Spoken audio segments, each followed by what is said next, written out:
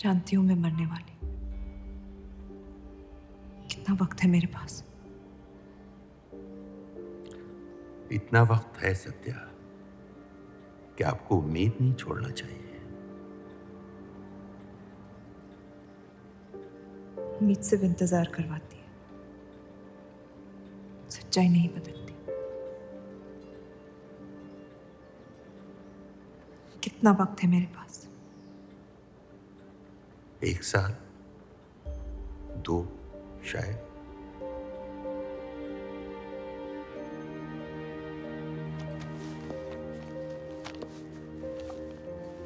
बेटा, अब इस हाल में तुम्हारे लिए सफर करना मुनासिब नहीं है। घर बैठी रहूंगी तो ठीक हो जाऊंगी। बेटा, कुछ बातें इंसान के हाथ में नहीं होती हैं। मरते हुए को अपने कर्म ठीक करने चाहिए, तबीयत नहीं। वो मेरे हाथ में है। अगर ये काम अपनी हयात में ना कर पाए तो मरने के बाद भी पछताऊंगी। मुझे ये अपने पति के लिए करना होगा। वो पतंग हाथ में आ ही नहीं रही थी।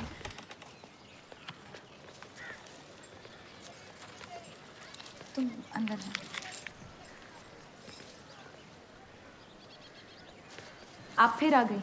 रूप, आपसे तो होगा नहीं पिताजी। मेहरबानी करके जाइए यहाँ से। मेहरबानी करके एक बार और मेरी विनती सुन लो रूप। देखिए सत्या जी, जब आपके पिता ने हम पर वो सारे एहसान किए थे, हमें पता नहीं था कि एक दिन उनकी बेटी उनके एहसानों को ब्याज समेत वापस लेने आ पहुंचेगी। मैं ब्याज लेने नहीं आई हूँ रूप, बल्कि आपसे एक एहसान मांगने आई हूँ। माफी चाहती हूँ, मैं आप पे ये एहसान नहीं कर सकती। मेरी आज़ादी बिकाऊ नहीं है। आप गलत समझ रही हैं रूप। या शायद मैं ही सही समझ रही हूँ। मैं आपकी जिंदगी से बस 1 साल मांग रही हूँ रूप, क्योंकि मेरी जिंदगी में सिर्फ 1 साल बचा है।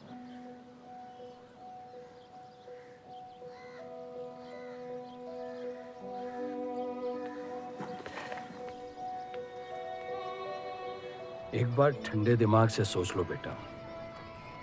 वो बस यही चाहती है कि 1 साल के लिए तुम उन लोगों के साथ रहो। इसमें क्या नुकसान हो सकता है? एक बार चली गई तो कभी नहीं लौट पाऊंगी पिताजी। सत्या अच्छी औरत है। उन्होंने हमसे वादा किया है कि तुम्हारी बहनों का शादी होने तक ख्याल रखेंगे। इसीलिए पढ़ा लिखा के बड़ा किया था कि एक दिन सही दाम पे बेच पाऊं मुझे। रूप, कौन बाप अपनी बेटी को हुस्नाबाद जाके किसी अनजान घर में बगैर किसी रिश्ते के रहने पे मजबूर करता है? अगर हम जिंदगी भर लोगों के घर जा जाकर शास्त्रीय संगीत सिखाएं ना, तब भी तुम्हारी और तुम्हारी दोनों बहनों की शादी नहीं करवा पाएंगे। और एक बड़ी बहन होने के नाते तुम्हारा ये फर्ज है। हम जबरदस्ती नहीं कर रहे हैं बेटा। सत्या को हम बचपन से जानते हैं। वो हमसे बेहतर तुम्हारा ख्याल रखेंगे। बाकी फैसला तुम्हारे हाथ में।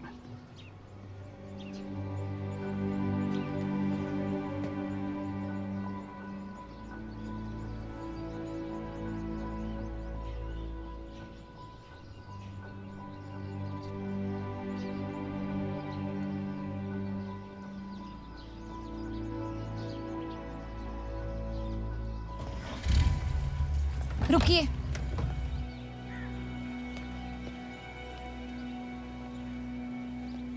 चलूंगी मैं आपके साथ,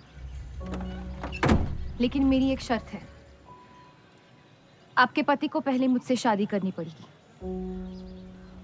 मैं उस घर में सिर्फ आपके पति की पत्नी बनकर आऊंगी, उपपत्नी नहीं। रूप, मैं बस इतना चाहती हूँ कि जब तक मैं जिंदा हूँ आप मेरे पति को जान लो, समझ लो, ताकि आपके गुजरने के बाद आपके पति मुझसे शादी कर ले। कैसी पत्नी है आप? और अगर एक पल के लिए मैं आपके इस पागलपन में शामिल भी हो जाऊं, तो इस बात की जमानत कौन देगा कि आपके गुजरने के बाद आपके पति मुझसे शादी कर लेंगे? किसी भी वजह से अगर उन्होंने मुझे घर से निकाल दिया तो फिर कहाँ जाऊंगी मैं? क्या होगा मेरा? ये सब जानने के बाद कौन अपनाएगा मुझे? सोचा है आपने? मैं वादा कर वादा? जब आप ही नहीं रहेंगी तो आपका वादा निभाएगा कौन? तू शादी किए बगैर मैं उस घर में नहीं जाऊंगी।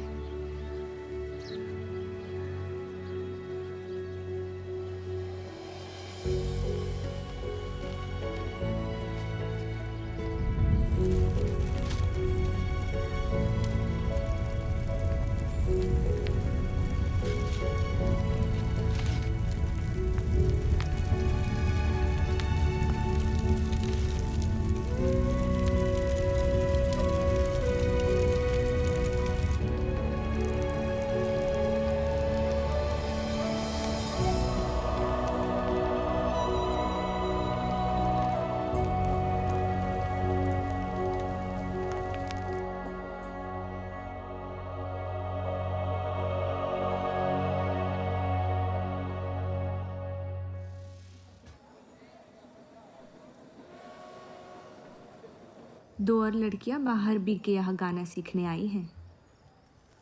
उनके सामने अपनी पतलून बंद रखना।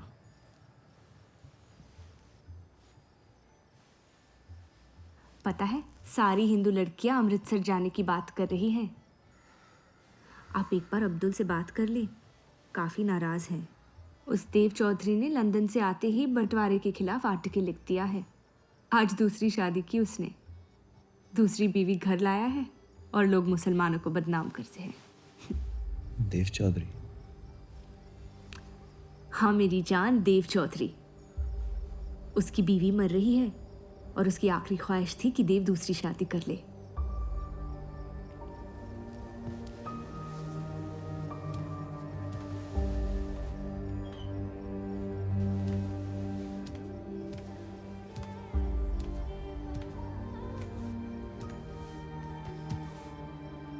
क्या हुआ जफर?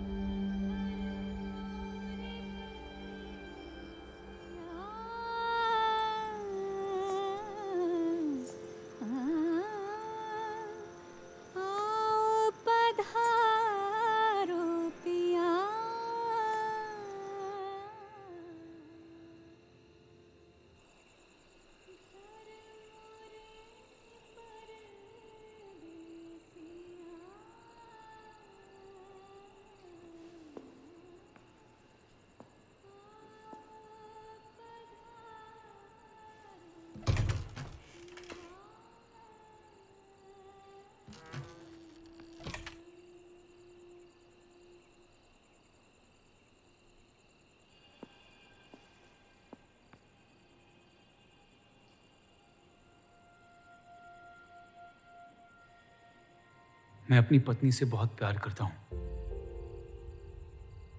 मैं नहीं जानता कि सत्या ने आपको ये शादी के लिए राजी कैसे किया, लेकिन मैंने ये शादी सिर्फ उसकी खुशी की खातिर की है। मुझे गलत मत समझिए, आपको इस घर में पूरी आबरू के साथ रखा जाएगा। इस रिश्ते में इज्जत होगी, प्यार नहीं होगा। आप मुझसे जितनी कम उम्मीद रखेगी, तकलीफ उतनी कम होगी। उम्मीद करता हूं कि आपका दिल मुझसे बड़ा हो और वक्त के साथ आप मुझे माफ करती रहे।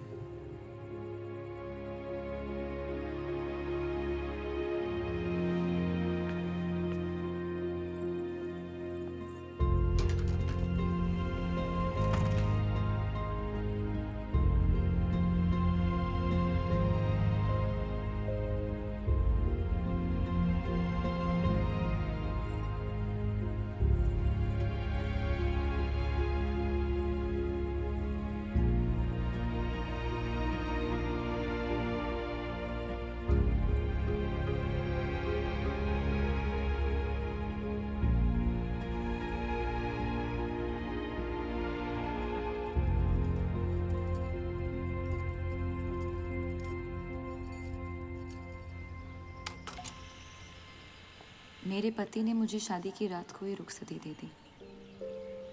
क्योंकि आपने एक ऐसे आदमी से शादी की जिससे आप कभी पहले मिली भी नहीं थी। बल्कि कई दिनों तक मैं जानती भी नहीं थी वो दिखते कैसे हैं।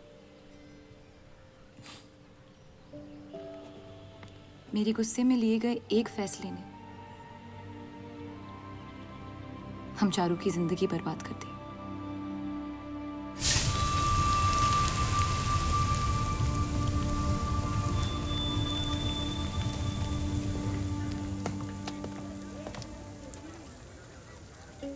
ऐसे जफर मियाँ, अगर आपको अपनी तलवारों से इतना ही इश्क है तो लोहारों की लड़ाई में शामिल क्यों नहीं हो जाते? उसी लड़ाई के लिए तो तलवारें बना रहा हूँ। बस इन्हीं तेज जुमलों से ना जीरा मंडी की औरतों के दिल काट रखे हैं आपने। कल मीटिंग में क्यों नहीं आए? एक और दिल कटने का इंतजार कर रहा था, उसे तोड़ना नहीं चाहता था।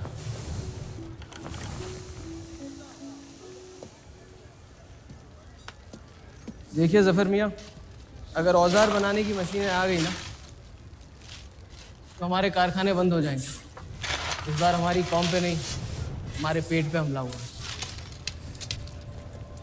एक तरफ अल्लाह अल्लाह करते हो और दूसरी तरफ डरते रहते हो। अगर हम मेहनत करें तो कभी बेरोजगार नहीं होंगे। और रही आपके आवाम में हक पार्टी की मीटिंग और बंटवारे की बात, तो मैं हरामी। मुझे खुद के अब्बा ने उनका नाम तक नहीं दिया। जो आदमी अपने हक के लिए नहीं लड़ा, वो आवाम के हक के लिए क्या लड़ेगा? चलिए छोड़िए।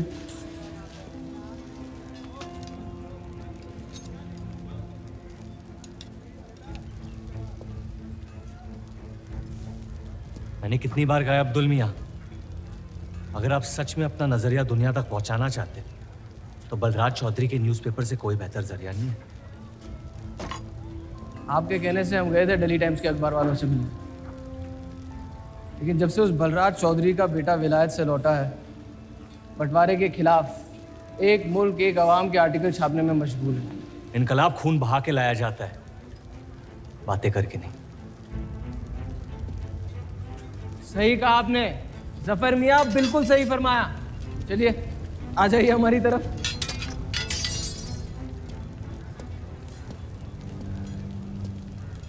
गलत ना समझे मुझे, भाई अब मेरे जान दे सकता हूँ, लेकिन सिर्फ आपके लिए। बस मुझे इन चौधरियों के मसलों से दूर रखिए अब अब्दुल मियाँ।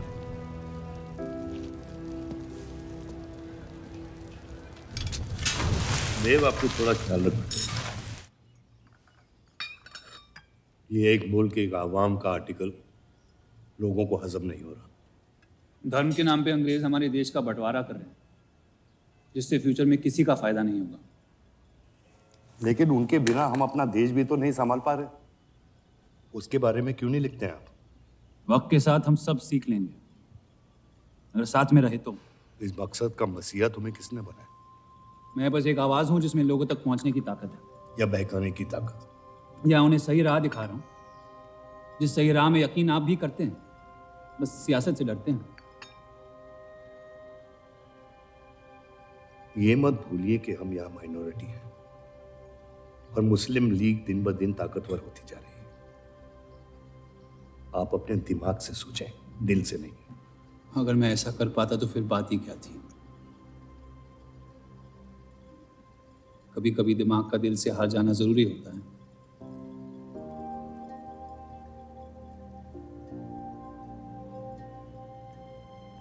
क्या हुआ सरोज? रूप कहाँ है? वो नीचे नहीं आना चाहती।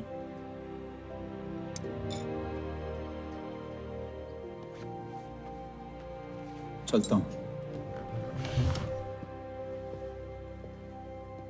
कोई बात नहीं, उन्हें उनका नाश्ता कमरे में ही दे दे। जी। देव को हमेशा लगेगा कि मैंने उसके साथ ज्यादती की, लेकिन आपने जो किया है सही है। जिंदगी पर भरोसा रखिए। उसने जो उलझाया है वही खुद सुलझाएगी।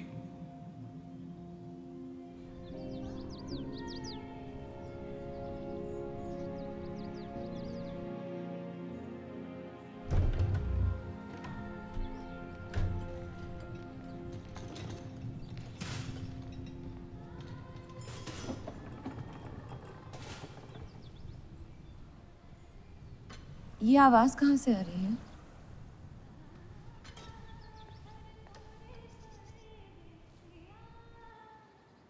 बहार बेगम की हवेली से। किसी जमाने में हुस्नाबाद की सबसे मशहूर मुजरे वाली हुआ करती थी, लेकिन फिर उन्होंने नाचना छोड़ दिया। अब गाना सिखाती हैं। कहाँ है बहार बेगम की हवेली? हीरा मंडी में, इस शहर का सबसे बदनाम मोहल्ला। उस जगह का सिर्फ नाम लेने से ही लोगों के नाम खराब हो जाते हैं। अरे हम कह रहे हैं आपसे मुंशी साहब, हमारे जफर भाई से अच्छा लोहार पूरे हीरा मंडी में नहीं है। अभी पिछले साल ब्रिटिश आर्मी की तलवारें भी इन्होंने ही तो बनाई थी। ये वही हराम का पिल्ला है ना जफर? वो कहाँ से आए हैं उससे क्या फर्क पड़ता है? आप उनका काम देखिए ना। मुझे फर्क पड़ता है अब्दुल साहब। एक तो ये नाजायज और ऊपर से माफ कीजिएगा मुसलमान मुंशी जी, अगर मेरे पैसे लेके भाग गया तो मैं तुम्हारा घर। लोगों के काम पे तवज्जो देना सीख, उनके बाप के नाम पे नहीं। लेकिन ये बड़ी बात तेरी कम अकल नहीं समझ पाएगी। छोड़ दें जफर। मैं कह रहा हूँ जफर, छोड़ दें। छोड़ दे जफर।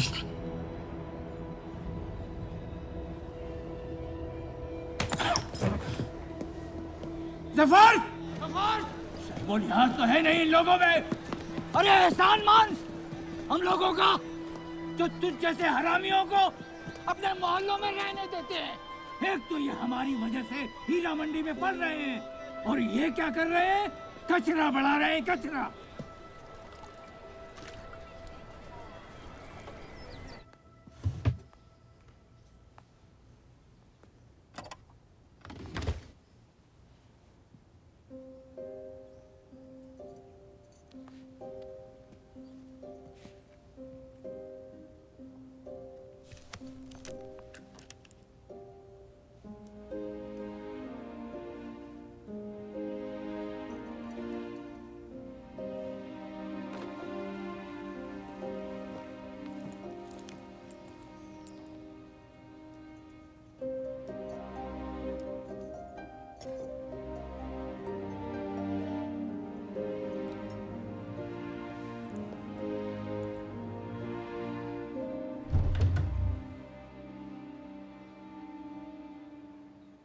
रूप,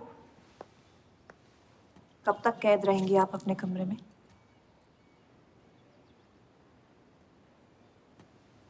अब आप शादीशुदा हैं, आपकी भी कुछ जिम्मेदारियां हैं इस घर में। किसकी तरफ? आपके पति की तरफ, जो सिर्फ आपसे प्यार करते हैं। हम दोनों ने एक दूसरे को देखा तक नहीं है। मेरी एक ही जिम्मेदारी थी, अपनी बहनों की तरफ। वो मैंने ये शादी करके निभा लिया। देव के अखबार में काम करना शुरू कर दो, उनके साथ थोड़ा वक्त बिताओ, देखना सब कैसे बदलने लगेगा। मैंने घर पर बात करनी है। सबका कितना ख्याल रखती हैं आप। मैं आपकी दुश्मन नहीं हूँ रूप, बस अपने बाद आपकी जिंदगी को बेहतर बनाने की कोशिश कर रही हूँ। पता है, मेरे माँ बाप को लगता था कि लड़कियों को पढ़ाना लिखाना फजूल है, वरना अगर मैं पढ़ी लिखी होती तो इतने बड़े अखबार में काम करने का मौका कभी नहीं गंवाती। मैं फिर रियाज शुरू करना चाहती हूँ। बिल्कुल, करना भी चाहिए। अगर आप चाहो तो मैं अभी एक अच्छे गुरुजी का इंतज़ाम करवा सकती हूँ। नहीं, मैं हीरा मंडी जाके बहार बेगम से सीखना चाहती हूँ।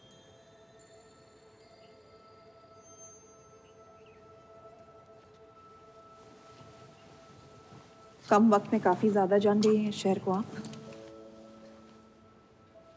पर इस घर के उसूल को नहीं जानती। आप संगीत सीख सकती है, मगर हीरा मंडी कभी नहीं जा सकती।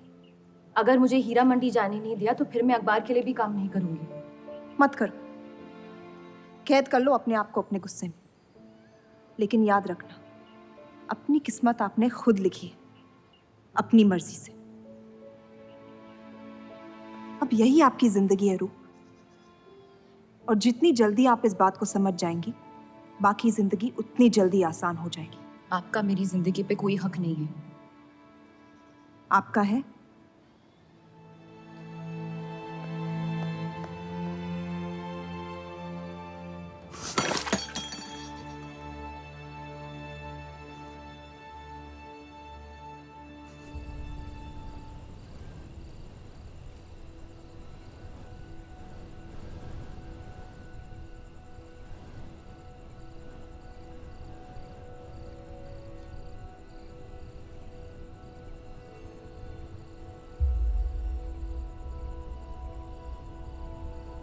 हरगिज नहीं।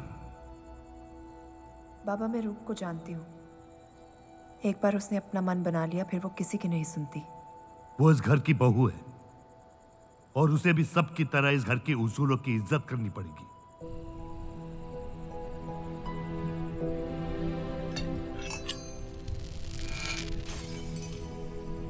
आपके कहने पर हमने उन गलियों की तरफ देखा तक नहीं, लेकिन हम रूप से ये उम्मीद नहीं रख सकते। इससे पहले वो कोई गलत कदम उठा ले, हमें उसे जाने की इजाजत दे देनी चाहिए। और यही एक मौका है देव और रूप को करीब लाने का।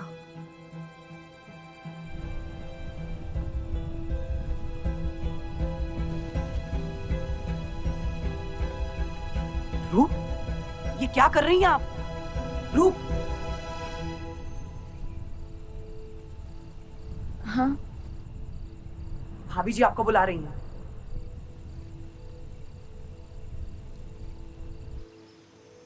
मेरी जिद और उनके उसूल के बीच मेरी जिद जीत गई।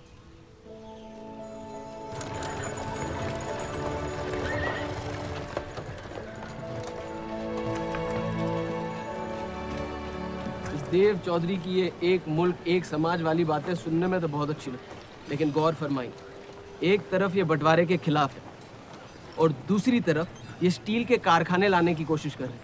मतलब दोनों ही तरफ से हम भूखे मरे। हमें और एडवर्टाइजमेंट की ज़रूरत है। अगर यही हाल रहा तो हफ्ते में सिर्फ 3 दिन पेपर छाप पाएंगे। सर, पिछले हफ्ते जिस विस्की कंपनी के इश्तेहार डाले थे, वो इस हफ्ते भी इश्तेहार डालने को तैयार है। उसी शराब के इश्तिहार की वजह से पूरा हफ्ता मुस्लिम सेक्टर ने अखबार नहीं खरीदा। बहुत अच्छे पैसे दे रहे हैं विस्की वाले। अहमद की बात सही है, किसी और को ढूंढना पड़ेगा। कॉस्मेटिक्स और साड़ी।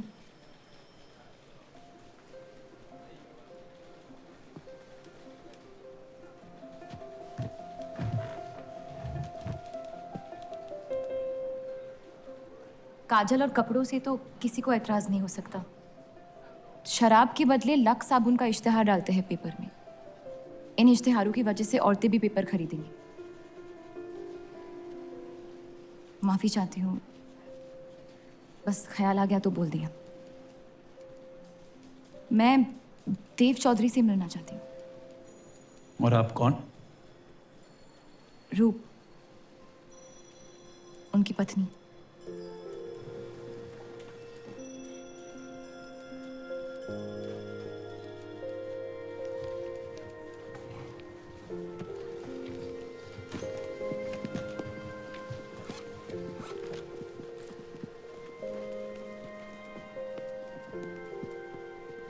आनंद जी। हाँ जी। इन्हें इनका डेस्क दिखा दीजिए। जी।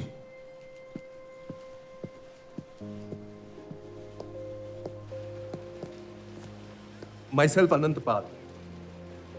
नमस्ते। वैसे ये कौन है?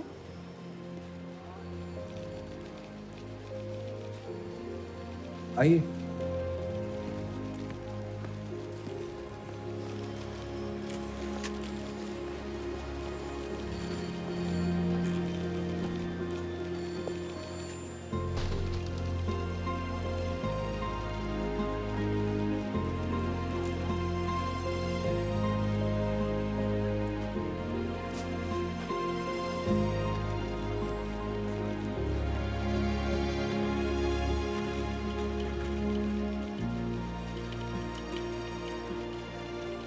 कमाल है, पति पत्नी एक दूसरे को जानते तक नहीं।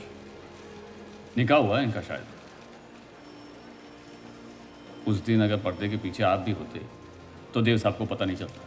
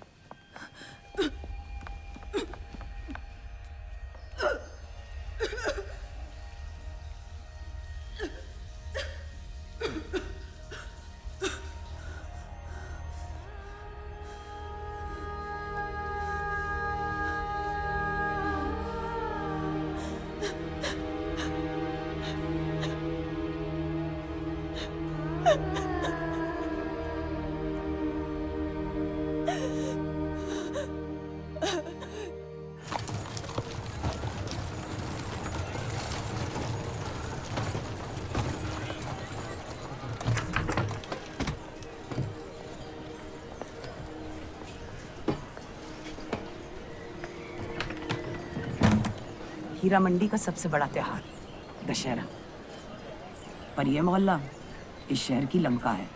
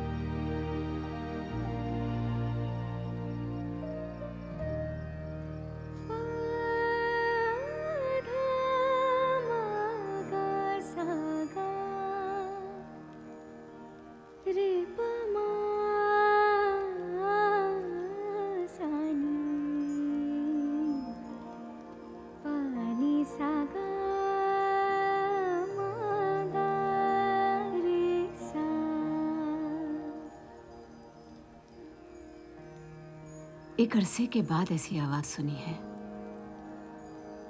जिसमें दर्द भी है और सुकून भी। अपना फैसला बदलने के लिए शुक्रिया।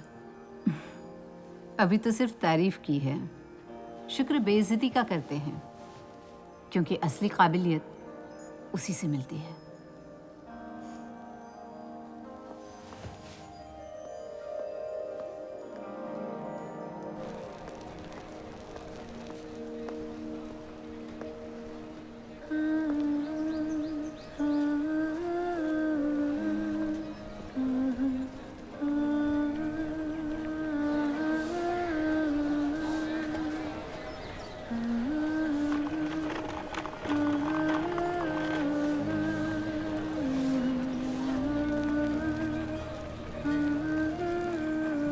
चले?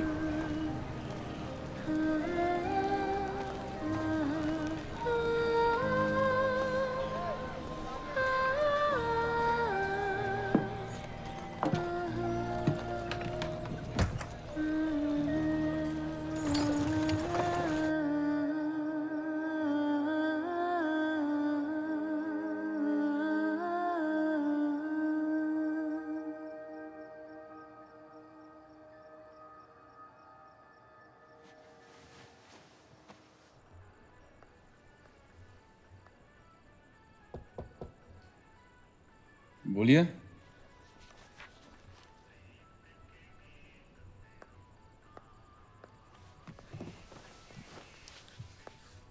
आपसे ऑफिस में बात करनी थी, लेकिन मौका नहीं मिला। किस बारे में? मैं आपकी कंपनी में सिर्फ हाजिरी नहीं देना चाहती, काम भी करना चाहती हूँ।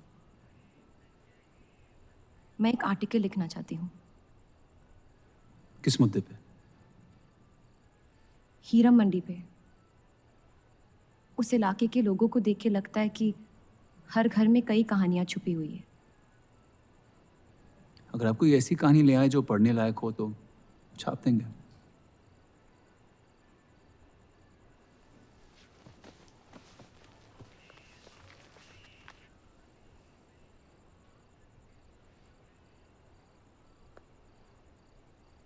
मैं जानती हूँ हम दोनों इस रिश्ते में गिरफ्तार हैं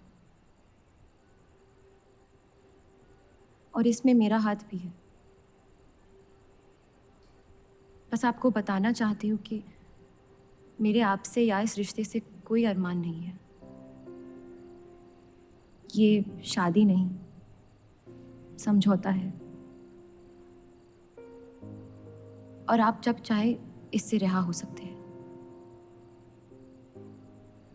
मैंने कभी इस शादी को तोड़ने का जिक्र नहीं किया है, लेकिन आपके ख्यालात जान के खुशी हुई। शुक्रिया।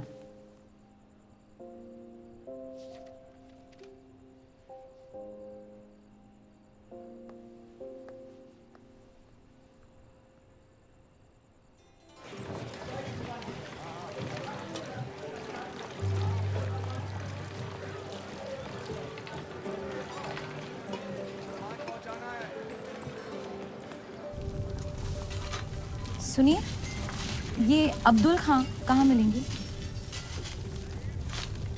जफर भाई,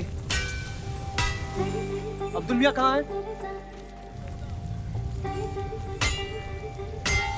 ये उनसे मिलने आई हैं।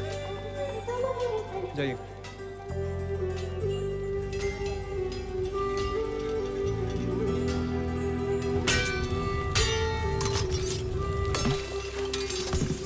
एक मुलाकात में लौटने में मजबूर कर दिया।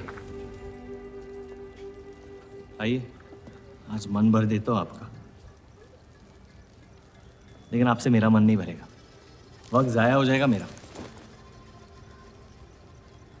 मैं शादीशुदा हूँ। तो मुझे कौन सा निकाह पढ़ना था आपसे? मैं अब्दुल खां से मिलना चाहती हूँ।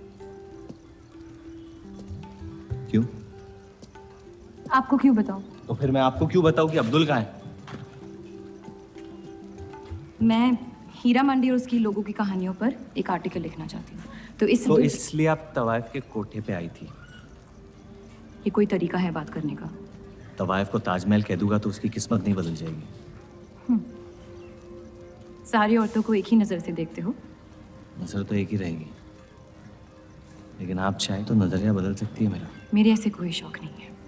होंगे भी कैसे? अपनी शादी के हालात में गिरफ्तार जो है आप। लेकिन अगर आप चाहें तो आपके अधूरे अरमां पूरे कर सकता हूं मैं। बहुत ज्यादा बदतमीज है आप। शुक्रिया। अब्दुल,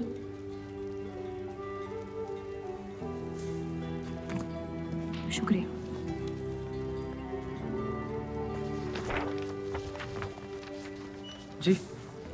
जी, मैं डेली टाइम्स से हूँ। हीरा मंडी के लोग और माहौल के बारे में मैं एक आर्टिकल। Daily times.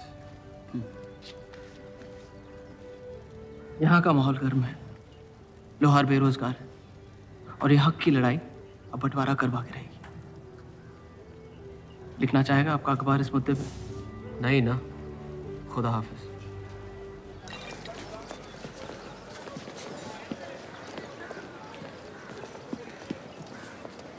क्या चाहिए उसका जवाब मत देना। बस पूछना चाहता हूँ, आपका काम हो गया? आपको अचानक क्या हो गया? नहीं, वो अब्दुल मियाँ बड़े तंग मिजाज के, पूरा दिन बंटवारे के लड़ाई में उलझे रहते हैं। हमें क्या लेना, जब तक हमारा इलाका हमारा है सब ठीक है। चलो, शुक्र है कम से कम अपने इलाके की तो इज्जत करते हैं आप। मुझ पे यकीन करना मुश्किल हो सकता है, जानता हूं। और क्यों है इस इलाके से इतना लगाव? खूबसूरत लड़कियां रहती हैं यहाँ। खूबसूरत भी और आसान भी।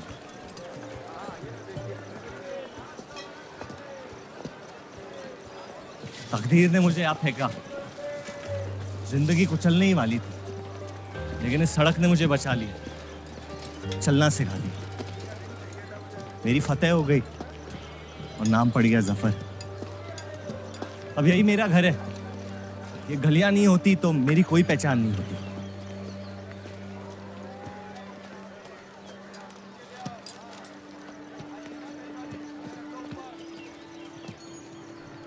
मुझसे बेहतर हीरा मंडी को कोई नहीं जानता। तो रूप बहुत अच्छा है आपका, माशाल्लाह।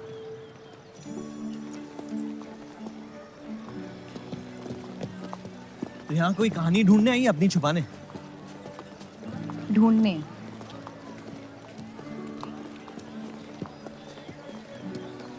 अपनी शादी में खुश हैं आप? आपने कहा था कि आप शादीशुदा हैं, खुशी का कोई जिक्र नहीं हुआ था। कोई तो हद होगी आपकी।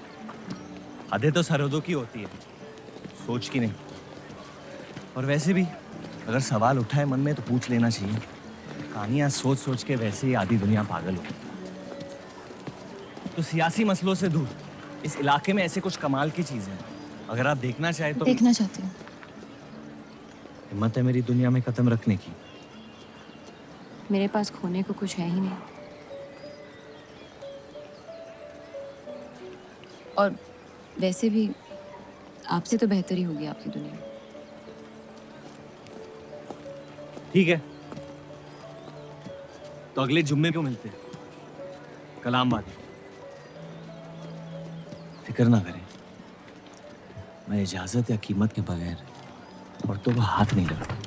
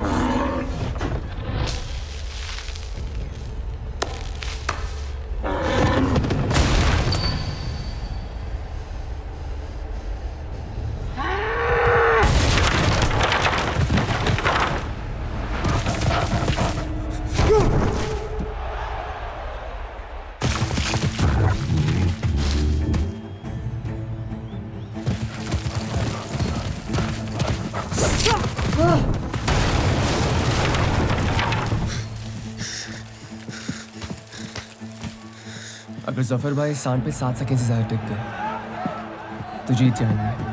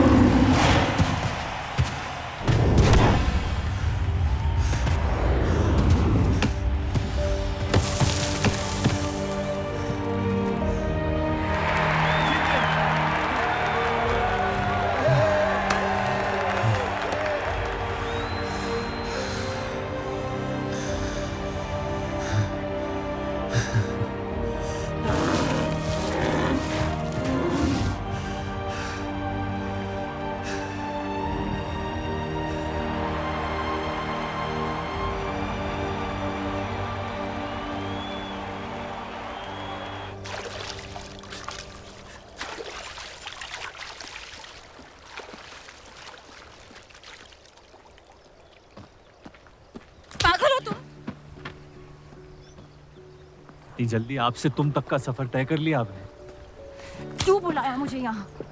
आप कहानी ढूंढ रही थी, मैंने आपको एक किस्सा दिखा दिया। डर गई? क्यों? तुम मर सकते थे। मौत हक है, और मुझ जैसे नाजायजों के पास ना कोई खास मकसद होता है, ना ही आपकी तरह कुछ खोने को होता है। इसलिए मौत से डर नहीं लगता। जिस दिन मोहब्बत हो जाएगी, मकसद भी मिल जाएगा और मौत से डर भी लगने लगेगा। अफसोस, आपकी ख्वाहिश शायद कभी पूरी नहीं हो पाएगी। मजा आता है मुझे इस खेल में। मैंने तुम जैसा नमूना कहीं नहीं देखा। है ही नहीं मुझ जैसा मैं कहीं।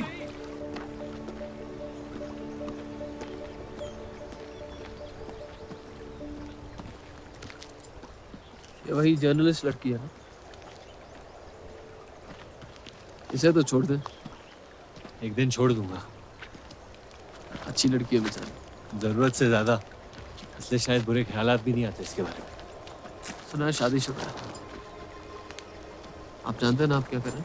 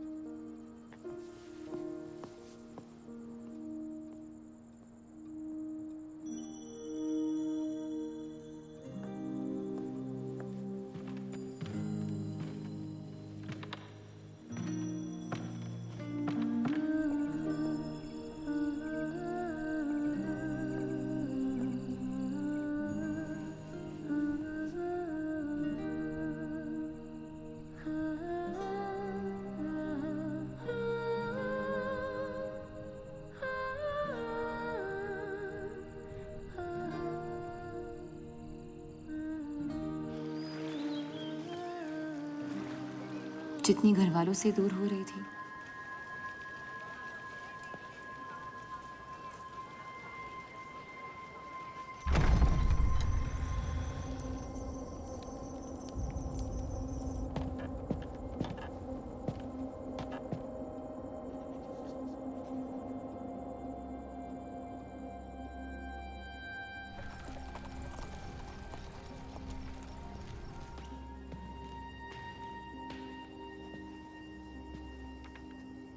हीरा मंडी के लोहार आ जाए थे मुझे मिलने। आपको उनकी बात सुन लेनी चाहिए, वरना वो हमारे मुस्लिम स्टाफ को स्ट्राइक पे जाने पर मजबूर कर सकते हैं। बाबा, साफ साफ बताइए किस बारे में बात करना चाहते हैं आप? रूप।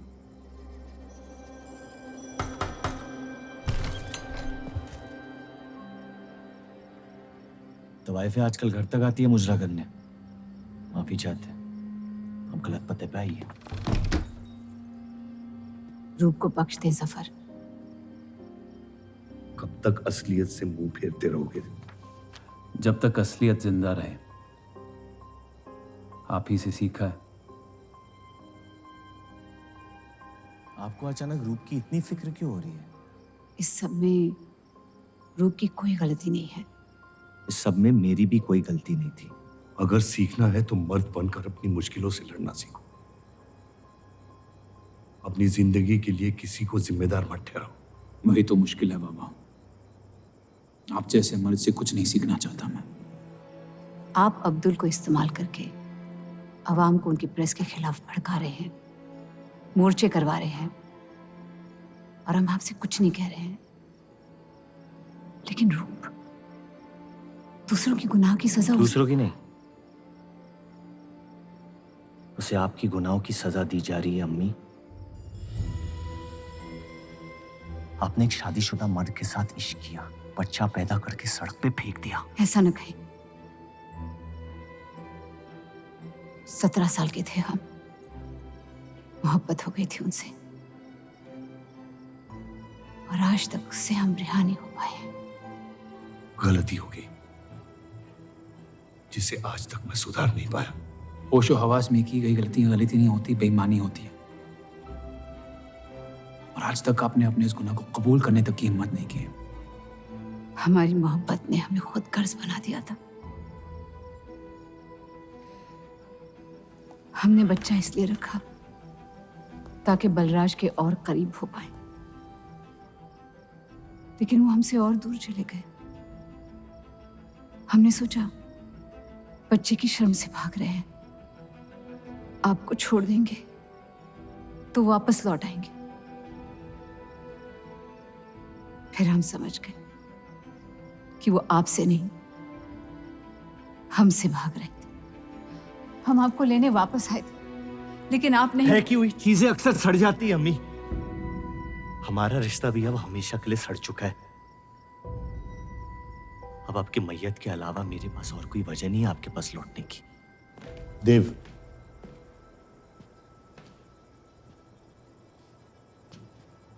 बस एक बात कहना चाहता हूं। मेरी भी शादी जबरदस्ती हुई, इसीलिए मैंने इस घर के बाहर प्यार ढूंढने की कोशिश की। कहीं रूप के साथ ऐसा ना हो जाए। कोशिश करो अपने इस रिश्ते को निभाने की। सब आपकी अक्ल के नहीं होते पापा। कम से कम मैं रूप की इज्जत करता हूं।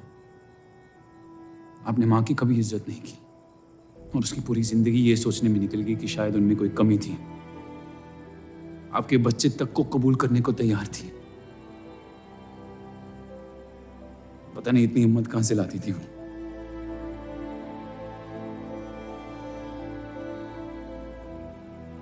अगर आप मान जाते तो हमारा घर बिखरने से बच सकता था, लेकिन आपका घमंड आपकी गलतियों से भी बड़ा था।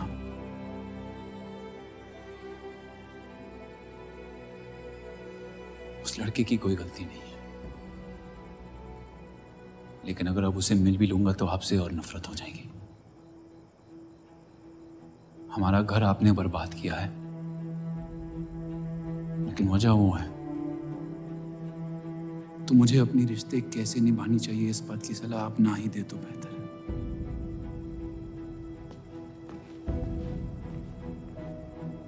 बलराज चौधरी ने अपने जायज बेटे को मेरे हिस्से की दौलत, शोहरत और इज्जत दे दी, तो बदले में मैं उसके बहू को छीन लूंगा। और मेरे पास कुछ खोने को तो है नहीं। हरामियों का कोई वजूद नहीं होता, उनका कोई ईमान नहीं होता, किसी को उनकी जरूरत नहीं होती है। यही सुन सुन के बड़ा हुआ हूं मैं। लेकिन अब बस, जिस लड़की को वो अपना घर आबाद करने के लिए लेके आए थे, उसी लड़की से मैं उनका घर बर्बाद कर दूंगा। फिर क्या होगा? ये सब करने से आपको अपने अब्बा, अपना बचपन, अपनी इज्जत, अपना हक वापस मिल जाएगा। अपनी आंखों से नफरत हटाएं, फिर उस लड़की की मोहब्बत देख पाएंगे आप। इंतकाम की आग ने आपको अंधा बना दिया है। अपने अब्बा को बर्बाद करने के तैश में आप खुद को बर्बाद कर रहे हैं। मंजूर है, सब कुछ फना कर दूंगा। उन्हें पता भी नहीं चलेगा कि उनकी तबाही हुई कैसे। जिस आदमी ने मेरा इनकार किया था, वो खुद आके मुझसे माफी मांगेगा, और तब उसकी उम्मीद पर मैं ऐसी आग लगाऊंगा कि जहन्नम भी 2 पल देखते रह जाएगा। उसे अपनी कर्मों की सजा मिलकर रहेगी, और उसके बदले में अगर मेरे कर्म बिगड़ जाए तो वो भी मुझे मंजूर है। अम्मी,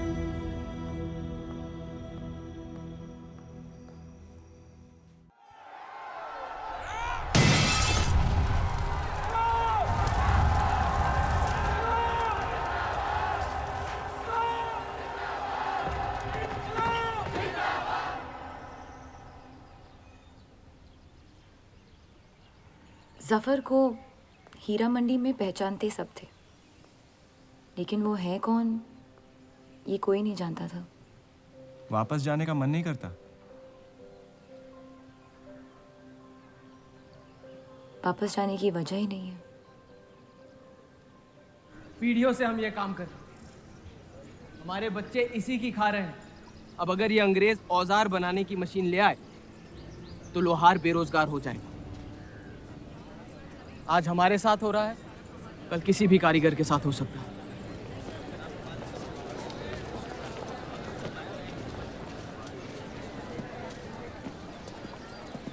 आपके कहने पे हमने चौधरी की फैक्ट्री से भी कारीगर बुलाए थे।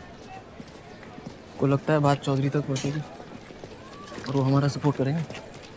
उसके पेपर की आवाम हक पार्टी से दुश्मनी पुरानी। बलराज चौधरी जैसे लोग कभी कभी अपने मजहब को अपना मकसद समझ लेते। सही कहा आपने।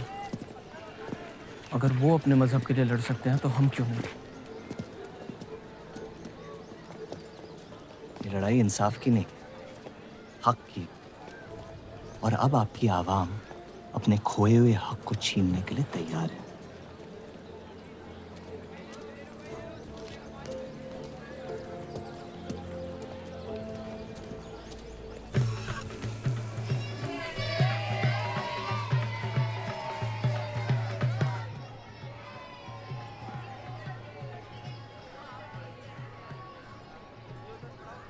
सत्या चौधरी मरने वाली है। गुजरने वाली, कैंसर की बीमारी से।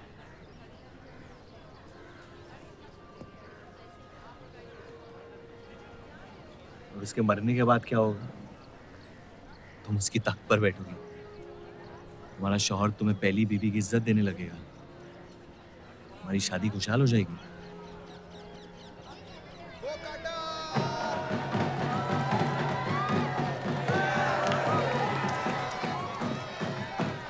ये त्योहार बहुत पसंद हुआ करता था मुझे। फिर क्या हुआ?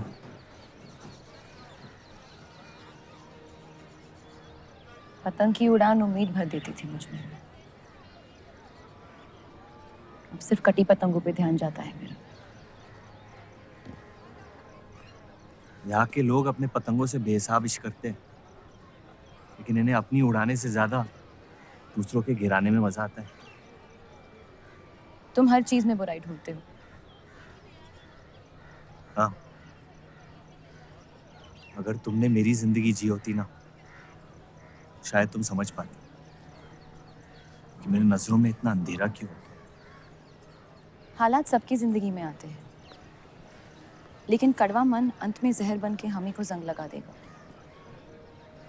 जब किसी और की बर्बादी अपनी जीत जैसी लगे तो हमसे ज्यादा बर्बाद और कोई नहीं है इस दुनिया में।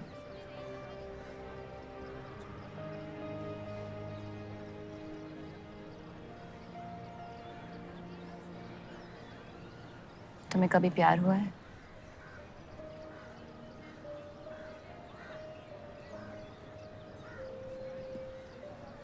मैं इश्क लड़ाता बहुत तो इन पतंगों की तरह, लेकिन इश्क से कटता नहीं।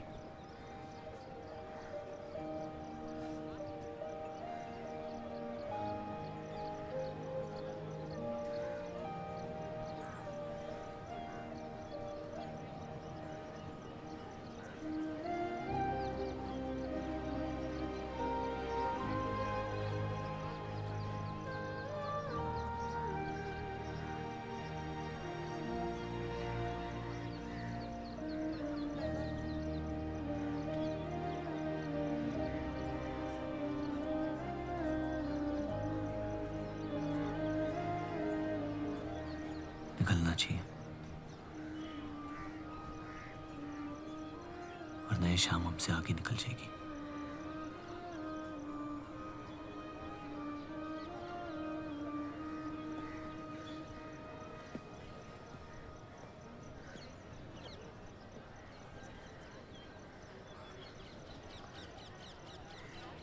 आप सही थे, मेरे अंदर कुछ बदल गया है। जफर की वजह से मुझे लगता है मुझे आप शादीशुदा हैं। वो शादी नहीं सौदा है। सोचना गलती है, लेकिन उस पर अमल करना गुनाह है। आपके अलावा और किसी को नहीं पता। मुझे लगा आप समझेंगी। कोठा चलाते इसका मतलब ये नहीं कि धोखा देने के लिए हमसे इजाजत ली जाए। मैं आपकी बेइज्जती नहीं करना चाहती थी।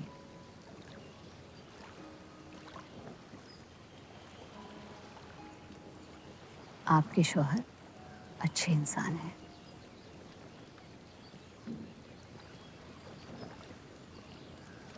सिर्फ अच्छाई काफी होती है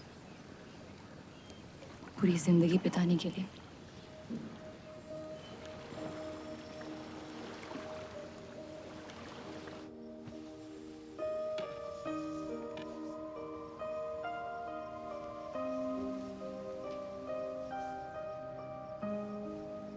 क्या हुआ?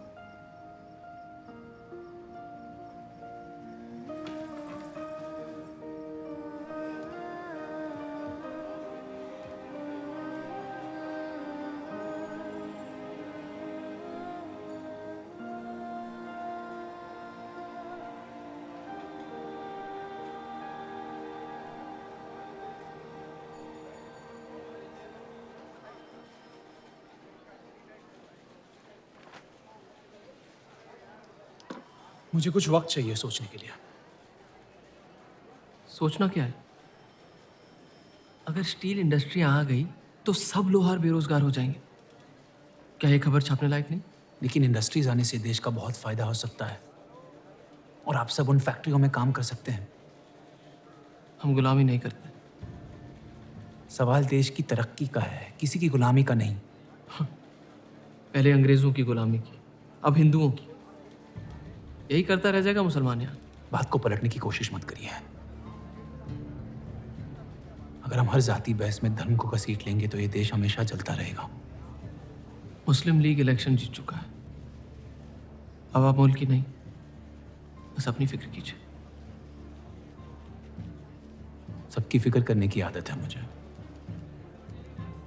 और यही फर्क है आप में और मुझ में। मैं लोगों के हालात का इस्तेमाल करके उन्हें बहकाता नहीं। सही कहा आपने। बात मजहब की ही है। एक बार हमने अपना मुल्क बना लिया ना, तो फिर हमारी चीखें तो जाया जाएंगी नहीं। लेकिन तब आपकी चीखें कौन सुनेगा देव साहब?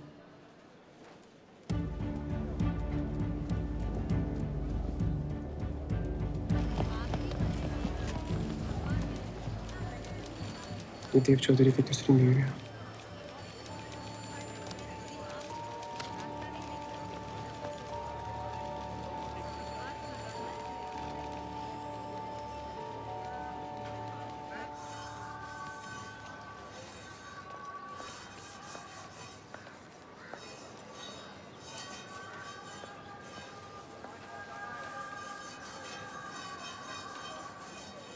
मुंशी जी तुम्हें कॉन्ट्रैक्ट देना चाहते हैं।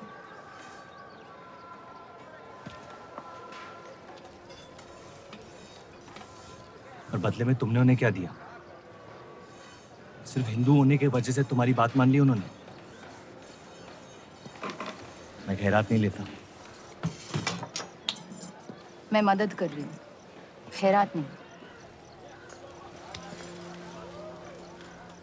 और मैंने मांगी थी मदद आपसे। जैसा हूं ठीक हूं। हर चीज में बुराई क्यों ढूंढते हो? अच्छाई से डर लगता है। उसे अक्सर बदले में कुछ चाहिए होता है। मैंने तुम्हारी जमानत ली है। मुंशी जी को समझाया कि हीरा मंडी तुम्हारा घर है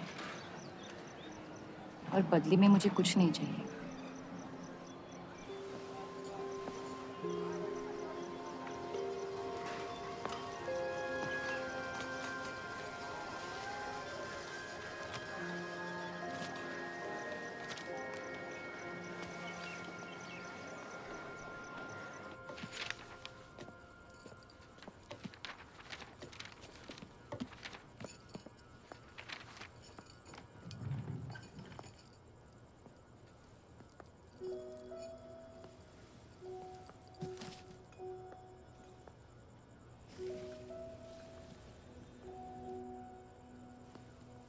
पढ़ना पसंद है?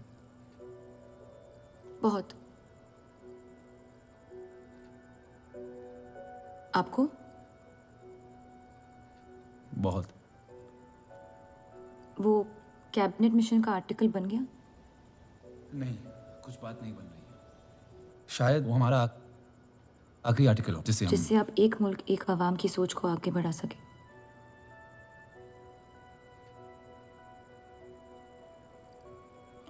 आज़ादी की कीमत बंटवारा है। जितनी जल्द हम इस बात को मान ले उतना फायदा होगा।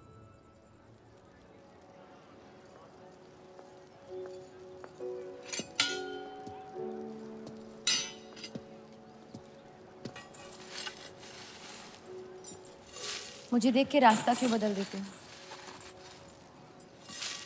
तुम्हें शहर दिखाने में इतना मशगूल हो गया था कि अपनी जिंदगी के रास्ते भूल गया। मैं हुस्नाबाद छोड़ के जा रही हूँ।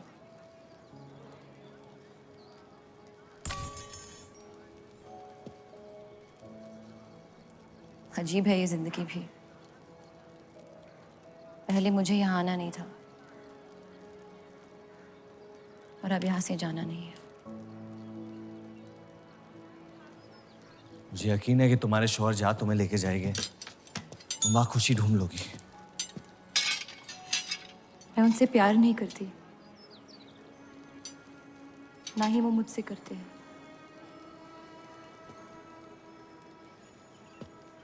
कब तक जीती रहूंगी ये झूठ में? कुछ रिश्ते कर्जों की तरह होते हैं, उन्हें निभाना नहीं, चुकाना पड़ता है। तुम जो भी करने की कोशिश कर रहे हो उससे किसी का फायदा नहीं हो रहा। कभी कभी नुकसान रोक लेना फायदे से बेहतर होता है। जज्बात को रिवाजों की गुलामी नहीं करनी चाहिए। इस दुनिया के सारे गुनाहों में से सबसे बड़ा गुनाह कौन सा है पता है? अपने मन को मारना। मेरे मन में तुम्हारे लिए कुछ नहीं है रूप। मुझे तुम पे यकीन क्यों नहीं होता? क्योंकि तुम यकीन नहीं इश्क करना चाहती हो, बर्बाद हो जाओगी। दर्द के अलावा कुछ नहीं दे सकता मैं तुम्हें। मंजूर है।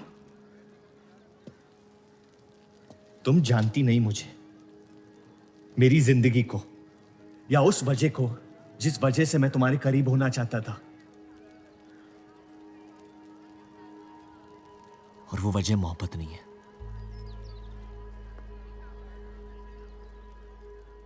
प्यार ना करने की 1000 वजह मिल सकती है डर के बाजार में, लेकिन प्यार करने की सिर्फ एक ढूंढनी होती है, अपने दिल में। मुझे अपनी वजह मिल गई है, बाकी तुम्हारी मर्जी।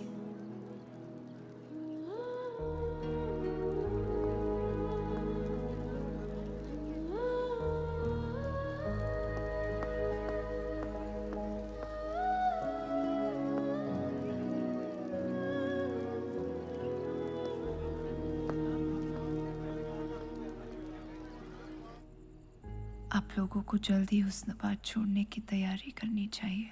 मैं आपके बगैर कहीं नहीं जाऊंगा।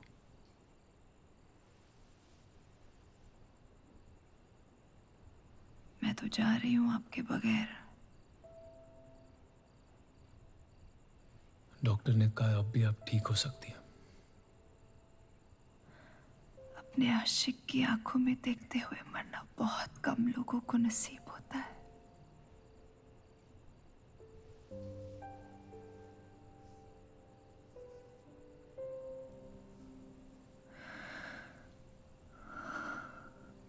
सुकून के आंसू है,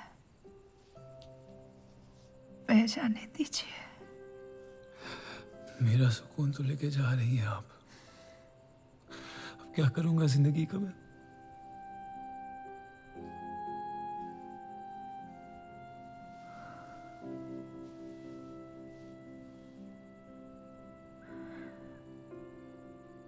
पिछले कुछ दिनों से रूप से एक अजीब सी जलन हो रही है,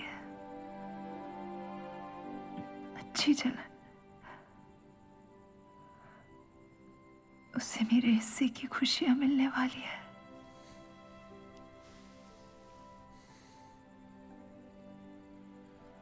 आपकी जगह कोई नहीं ले सकता। मैं उसे अपनी जगह देना चाहती हूँ।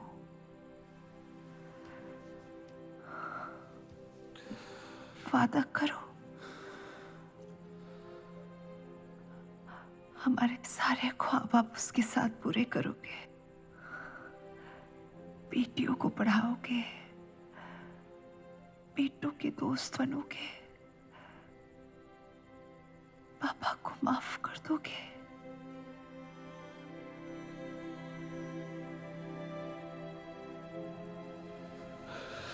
मुझे मत छोड़ो सत्या, रुक जाओ।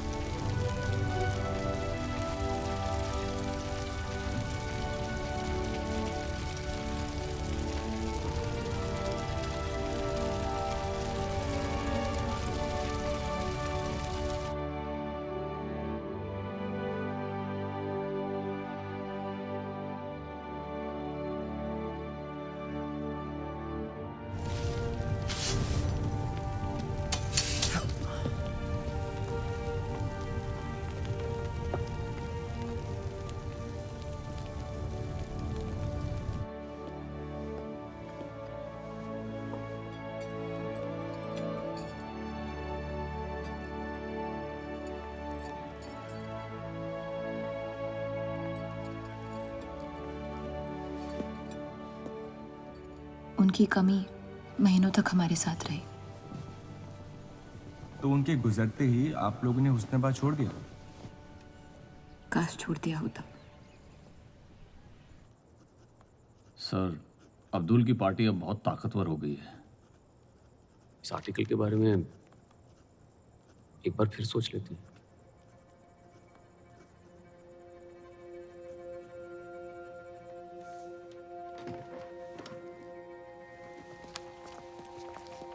ईद मुबारक। आपको भी। क्या वो जानते हैं वो क्या करने जा रहे हैं? वैसे ही हवा में हक के लोग हमारे खून के प्यासे हैं। इस आर्टिकल के बाद यहाँ के लोहार हमें जिंदा जला देंगे।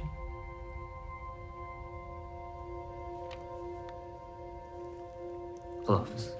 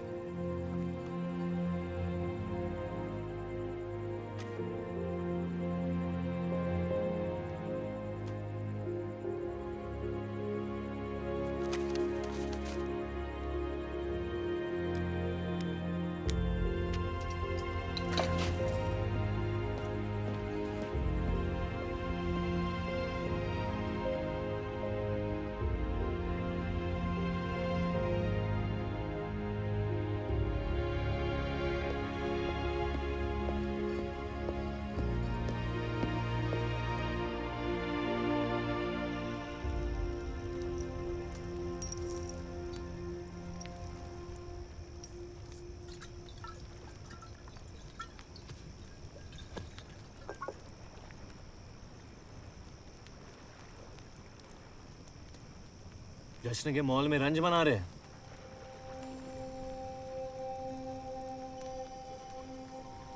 किसने कहा मैं रंज बना रहा हूं? जश्न में लोग मिलकर शराब पीते हैं। तनाश शराब रंज में पी जाती है।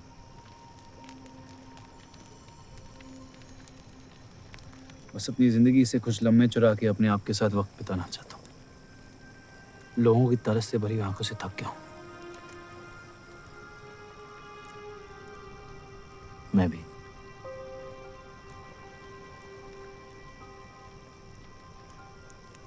तो आपके रंज का राज क्या है?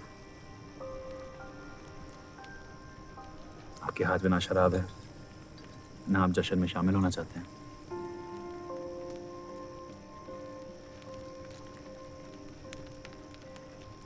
अनजानों को राज बताना बहुत आसान होता है। मन भी हल्का हो जाता है और इज्जत भी बनी रहती है। मुझे इश्क हो गया है। शादीशुदा लड़की से। देंगे? मुसलमान हूँ। ईद मुबारक। शुक्रिया। और वो इश्क करती है आपसे? मेरे इश्क से कई ज्यादा। तो फिर मुश्किल क्या है? काश आप उसके शोहर होते, ये किस्सा यही निपट जाता।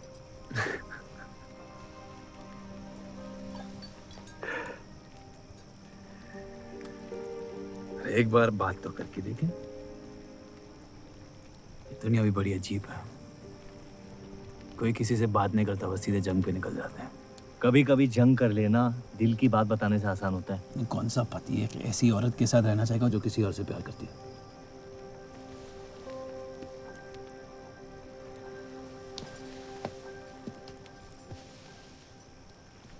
लेकिन इसमें एक और राज है।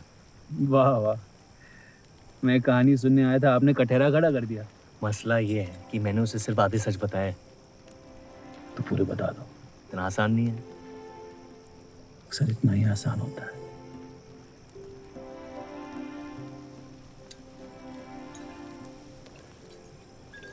खैर, आपकी कहानी क्या है? बस अपनी टूटी हुई किस्मत के टुकड़े समेट के आगे निकल जाना चाहता हूँ, लेकिन पता नहीं शुरुआत कहाँ से करूँ। पहला टुकड़ा जिस जख्म से हुआ उसे ढूंढिए, बाकी टुकड़े अपने आप मिल जाएंगे।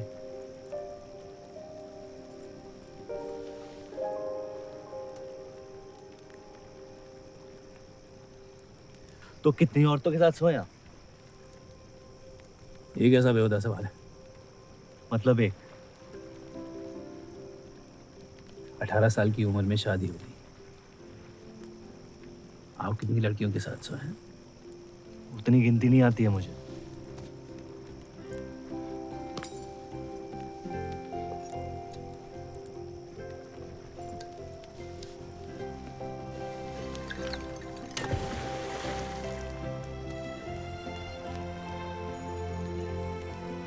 कभी जिंदगी में चीखे आप? आइए, आज गला फाड़ के जिंदगी को बोल देते हैं, उसके धोखों से हारेंगे नहीं हम।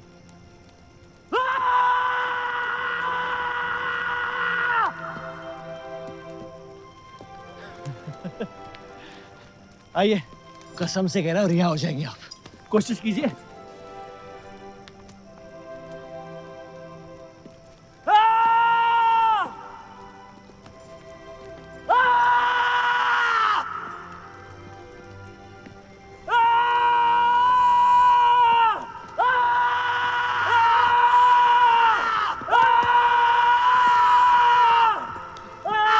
बस बस बस।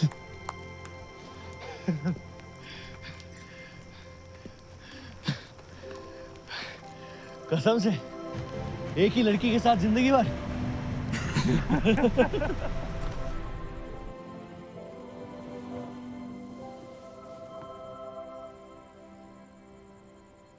पिछला साल आपके लिए बहुत मुश्किल रहा है।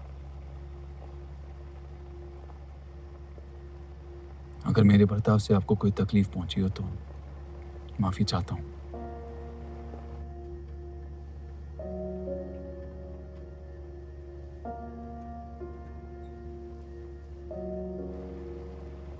अब या तो आप अलग हो सकती हैं या शादी को एक और मौका दे सकती हैं।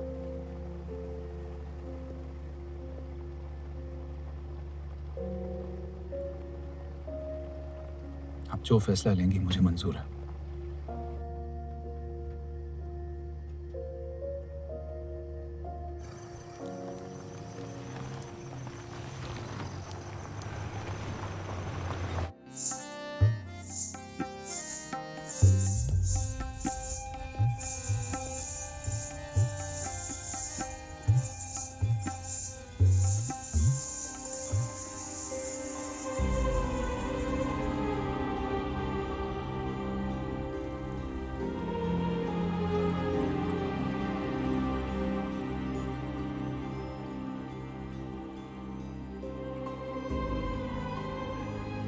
आपके कोठे के दरवाजे हमेशा खुले रहते हैं? हमें कुछ भी छुपाने की जरूरत नहीं है। हम ये शहर छोड़ के जा रहे हैं। अलविदा तो आप बहुत साल पहले कह चुके हैं। बताइए, आज कौन सी तकलीफ देने आए हैं? वक्त बदल गया, लेकिन आप नहीं बदली बाहर जान। अब अपने बेटे को इस्तेमाल करके आप हमारे खानदान को तबाह करना चाहती हैं। समझाइए उसे, रूप हमारी बहू है। खुदा के मजाक का भी जवाब नहीं। जिस आदमी ने इतनी जिंदगियों का तमाशा बनाया, आज वो अपनी इज्जत बचाने के लिए गुजारिश करने आए हैं। वक्त ने आपको भी नहीं बदला बलराज साहब। हमने आपको साफ साफ समझाया था कि हमारा रिश्ता गलत था, लेकिन आप सच्चाई बर्दाश्त नहीं कर पाई और जिंदगी भर हमसे धोखा करने का तमाशा करती रही। तो क्या यही कहकर तसल्ली देते रहे आप अपने आप को? रिश्ता गलत था तो क्यों बार बार लौट के आते थे हमारे दरवाजे पे? मोहब्बत आपको भी हुई थी बलराज साहब, लेकिन समाज के डर से एक दिन अचानक कूड़े की तरफ फेंक दिया हमें। घिन आती है आपकी खुदगर्जी पर। मेहरबानी करके यहां से निकल जाइए।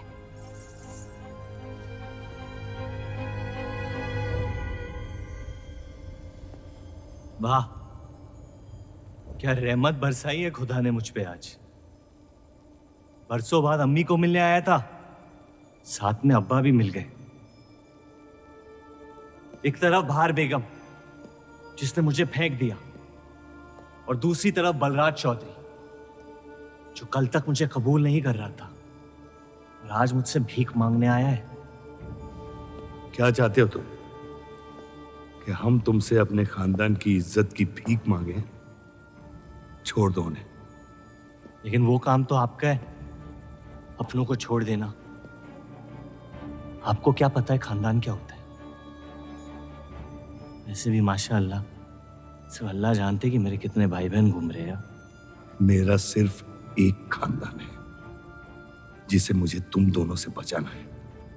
तो फिर कह दो अपनी बहू से कि मुझसे इश्क करना छोड़ दे।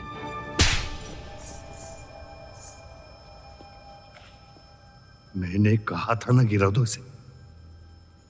इसकी पैदाइश ने हमारे रिश्ते का कत्ल कर दिया। क्या आपकी असलियत को जाहिर कर दिया? यह हमारी औलाद नहीं है, हमारी एक गलती का नतीजा है जिसे हम जिंदगी भर रिहा नहीं कर पाएंगे।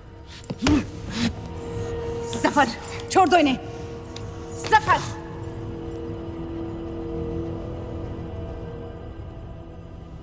हमारे साथ जो भी करना है कर लो, लेकिन हमारे गुनाहों की सजा हमारे बेटे को मत दो। उसने कुछ नहीं बिगाड़ा तुम्हारा। मेरी मुलाकात हुई थी उससे आज। सब कुछ है उसके पास, खुशी के अलावा। उसे दुनिया से बचाने की कश्मकश में आप उसे प्यार देना भूल गए। मेरी जिंदगी का एक ही मकसद था, आपको इस हाल में देखना। लेकिन रूप सही कहती है, जब किसी और की बर्बादी अपनी जीत सी लगे तो आपसे ज्यादा बर्बाद और कोई नहीं है इस दुनिया में। मैं जानता हूं कि आप मुझे कभी कबूल नहीं करेंगे, लेकिन ये इनकार भी नहीं कर सकते क्योंकि मैं हूं तो आप ही का हिस्सा। बस मुझे अपने बेटे के हिस्से से रूप दे दे। मोहब्बत करता हूं उससे, इसके अलावा और कुछ नहीं मांगूंगा। रूप और देव की शादी से दूर रहो सफर, वरना अंजाम बुरा होगा। रूप की मोहब्बत मेरा हक है जिसके मालिक आप नहीं हैं, और ये हक मैं लेके रहूंगा। जफर,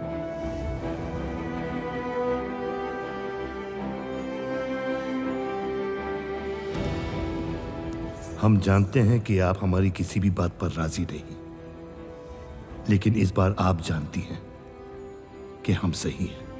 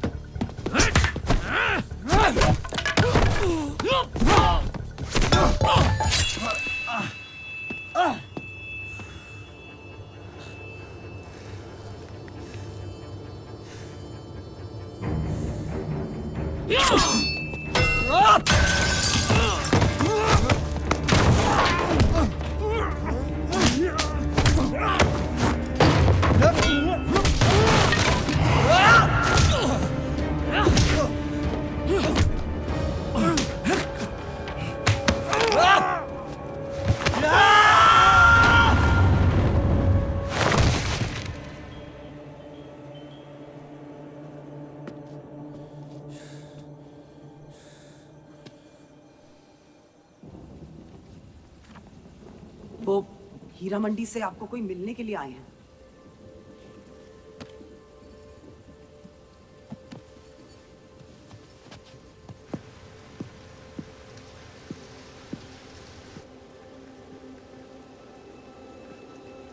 क्या हुआ मियाँ?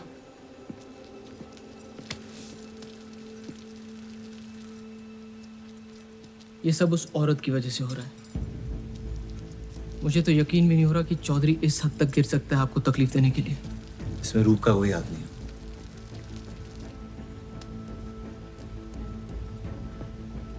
इश्क का अंधापन अक्ल के दरवाजे बंद कर देता है। आपको दिखाई नहीं दे रहा चौधरी आपके साथ क्या खेल खेल रहा है, लेकिन मैं अंधा नहीं हूं। आप चाहें तो उसे माफ कर दीजिए, लेकिन अब आपका बदला उस औरत से मैं लूंगा।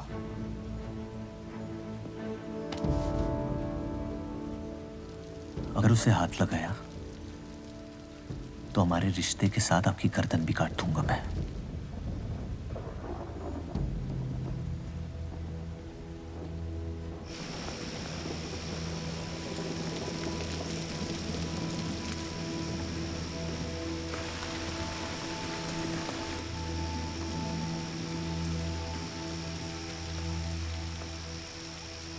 मोहब्बत अक्सर गलती करवाती है, कहा था हमने।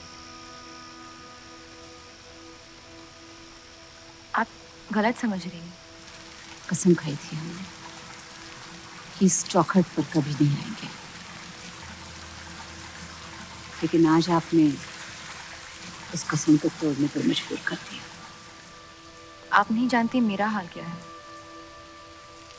और अफसोस अब वो बिगड़ने वाला है। जफर हमारा और बर्राज का बेटा है।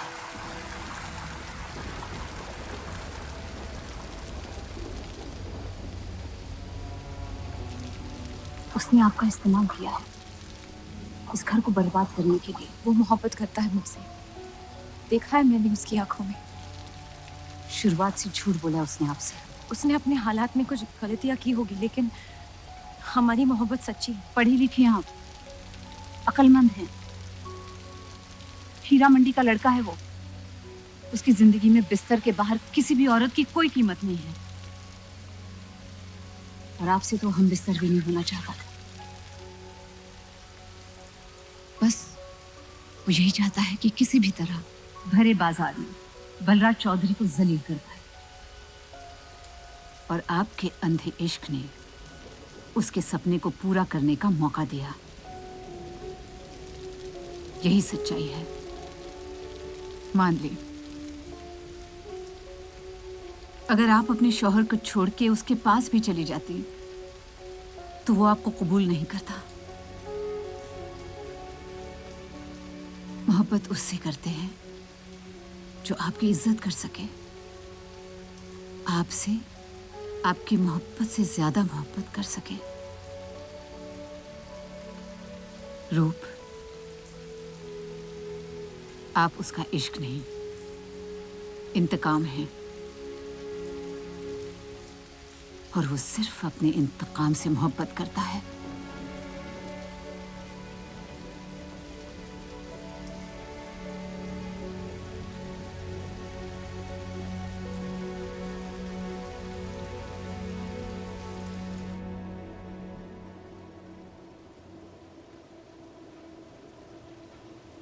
खानदानी लड़ाई जीतने के लिए आपने इतने साल हमें सियासी जंगों में फंसा दिया।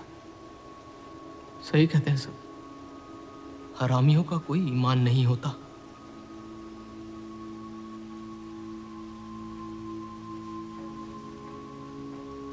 अपने इंतकाम को पूरा करने के लिए जिस आग को आपने फूंक दी थी ना, अब उसी आग से ये शहर जला दूंगा। अब आप अपने अमाल का अंजाम रोक नहीं पाएंगे।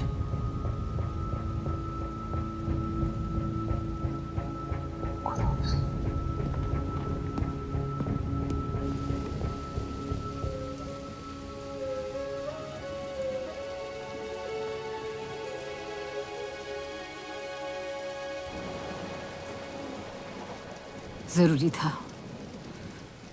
जफर हमसे नफरत शुरू से करते हैं। थोड़ी और कर लेंगे, लेकिन इस तरह उनकी जान तो बच जाएगी। क्या फायदा जान बचाने का जब आपने जीने का मकसद ही छीन लिया। नाजायज मोहब्बत का अंजाम अक्सर तबाही होता है।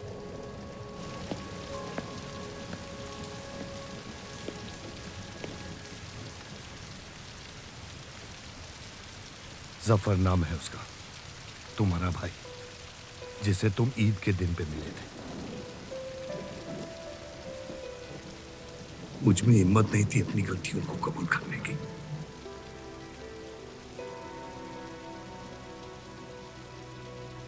माफ कर दो मुझे।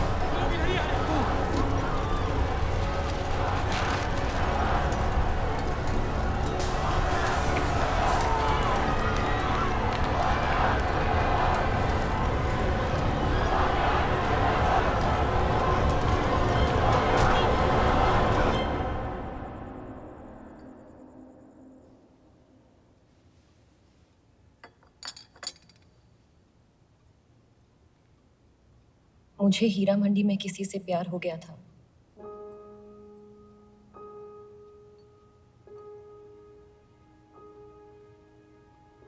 आपने शुरुआत से मुझसे सच कहा है। अब जब हम इस शादी को ठीक तरह से कायम कर रहे हैं, मैं आपको अपना सच बता देना चाहती हूँ। इस रिश्ते में इज्जत होगी, प्यार नहीं होगा। उम्मीद करती हूँ आपका दिल मुझसे बड़ा हो और वक्त के साथ आप मुझे माफ करते रहे।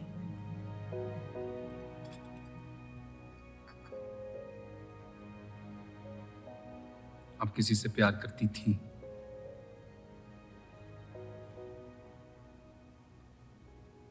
फिर क्या बदल गया?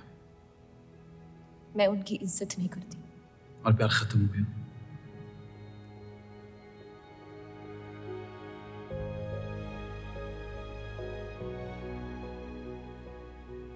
आपने कहा आप इस रिश्ते को कायम करना चाहती हो। अब क्यों?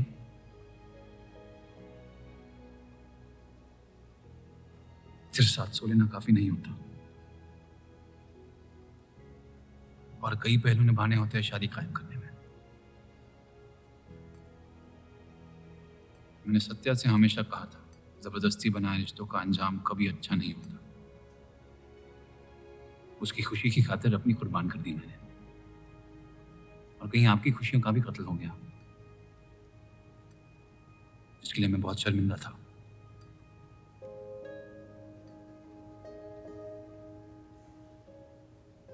वक्त के साथ वो शर्मिंदगी शायद चाहत में बदलने लगी।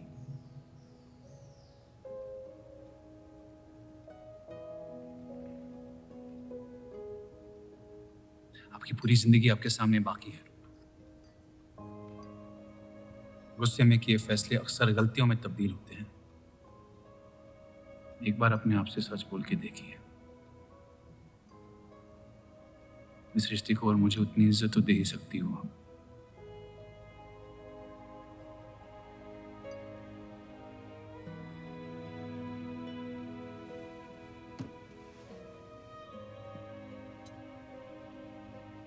पति पत्नी का रिश्ता रिवाजों से नहीं, प्यार से बंधना चाहिए।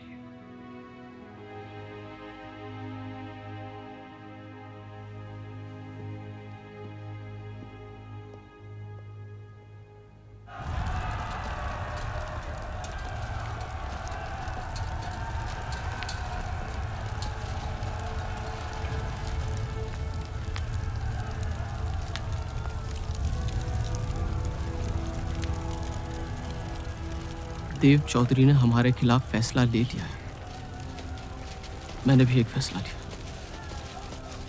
इन चौधरियों को खत्म करने का। सोच लीजिए, अब जो हमारे साथ नहीं, वो हमारा दुश्मन है।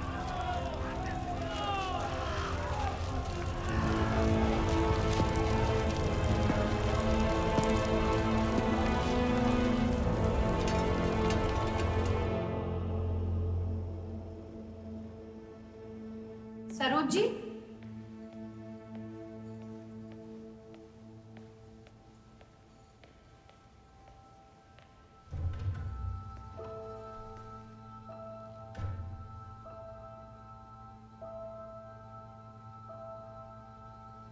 सरोज जी,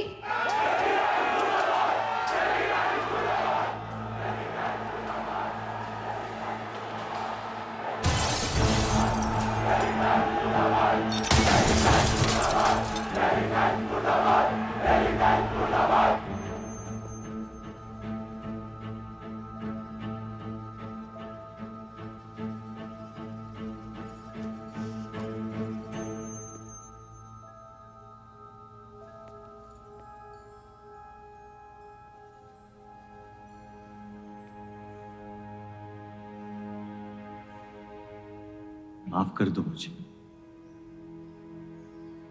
बस यही कहने आए हो? क्या फर्क पड़ता है, वैसे भी तुमने अपना फैसला ले लिया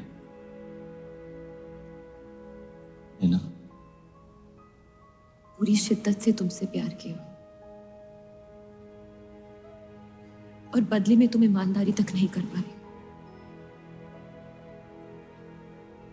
इतना मुश्किल था मुझसे सच बोलना।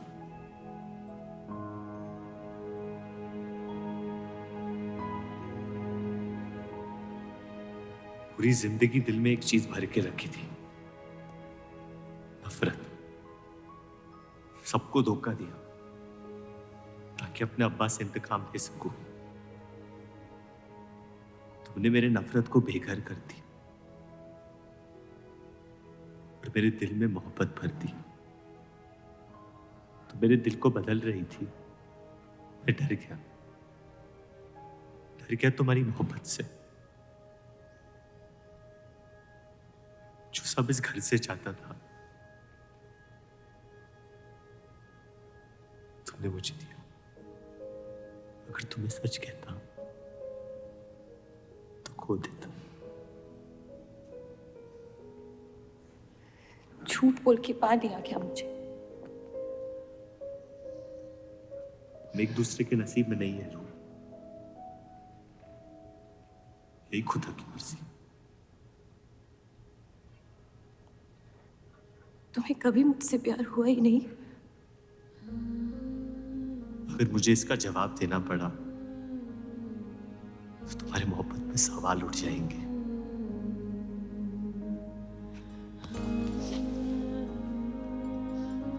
तुम कभी सीधा जवाब क्यों नहीं देते जफर?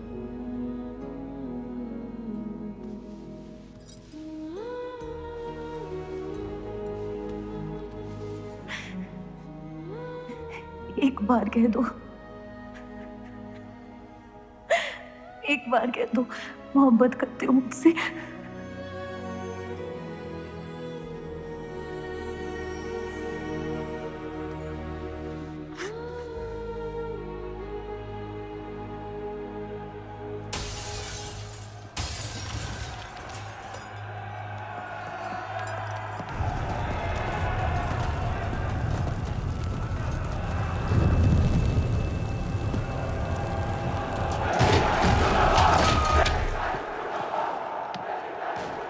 पीछे की दरवाजे से। चलिए आनंद जी।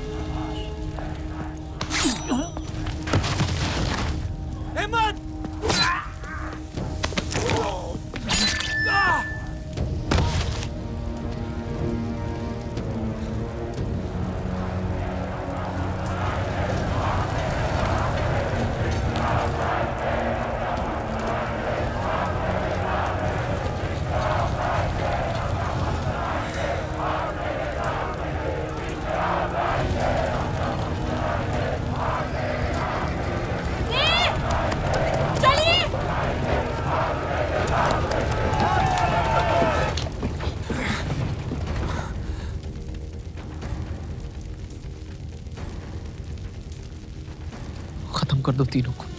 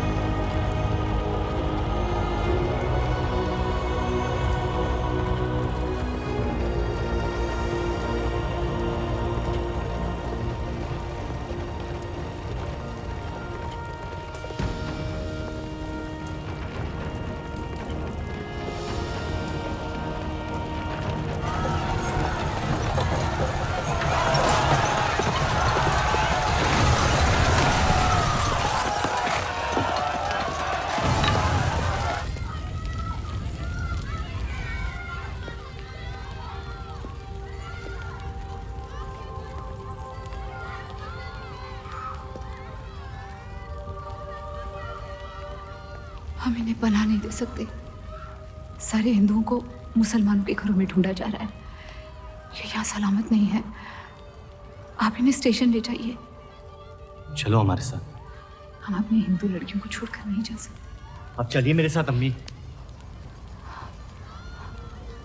जहाँ हमारी पैदाइश हुई थी शायद वहीं हमारी मौत आएगी। जाइए, अब जाइए।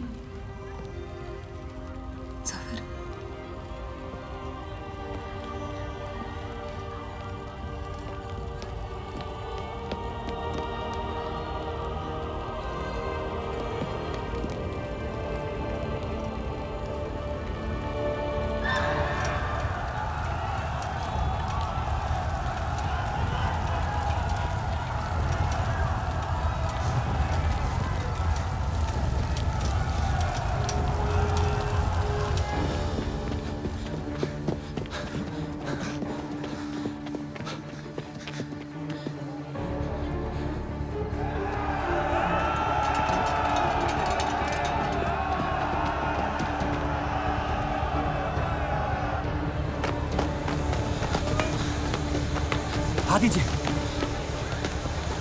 चलिए। इस तरफ।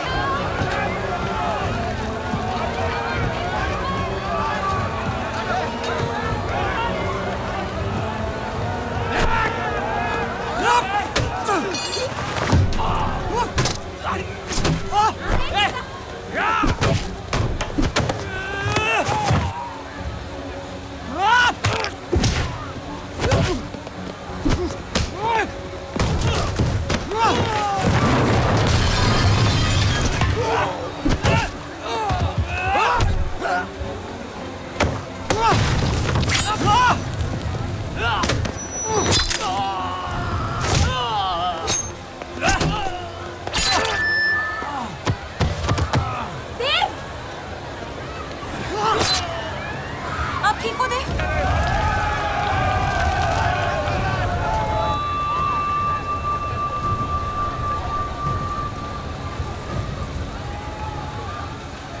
आप लोग ट्रेन पे चढ़िए, मैं नहीं रुकता हूँ। मार देंगे आपको। ये मेरे लोग हैं, मुझे कुछ नहीं करेंगे।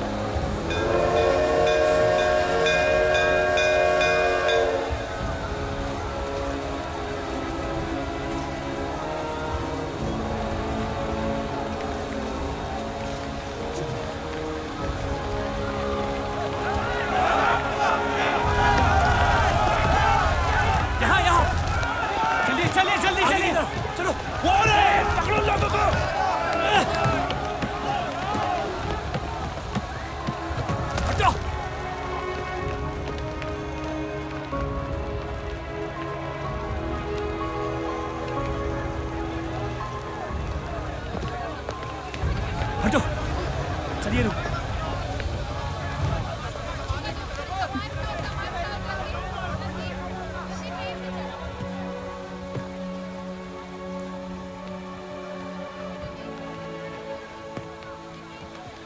चलो हटो, हटो, हटो।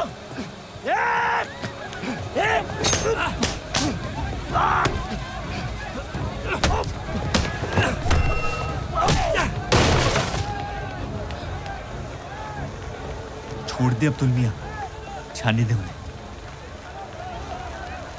मेरी खातिर।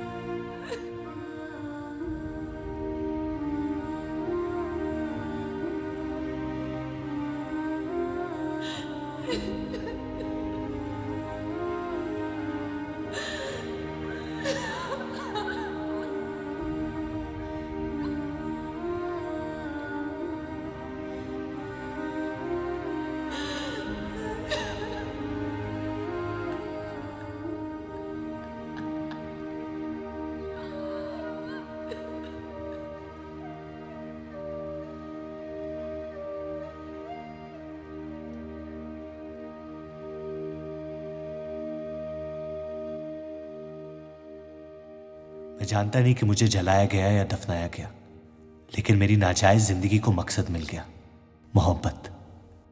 और वो मोहब्बत हमेशा जिंदा रहेगी।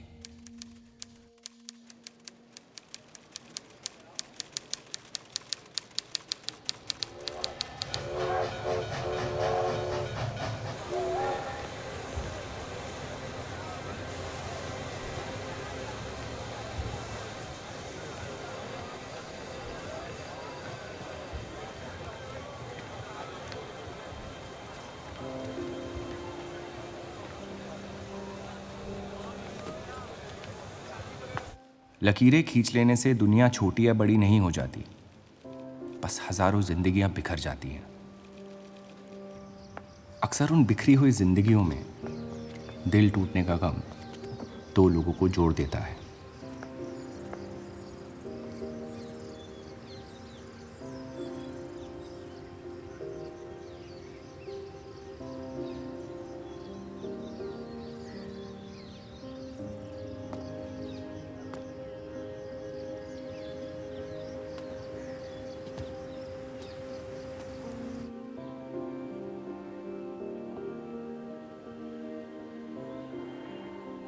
डेली टाइम्स अखबार के देव और रूप का किस्सा भी बंटवारे की उन हजारों कहानियों में से है जो इतिहास की चीखों में कहीं खो जाएंगी।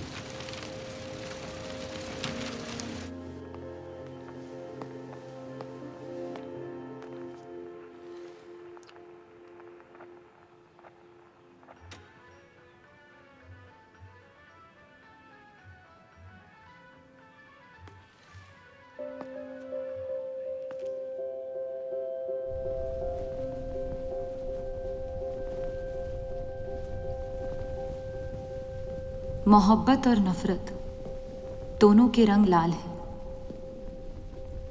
लेकिन फर्क ये है कि नफरत से दुनिया बर्बाद हो जाती है और मोहब्बत में खुद बर्बाद होना पड़ता है।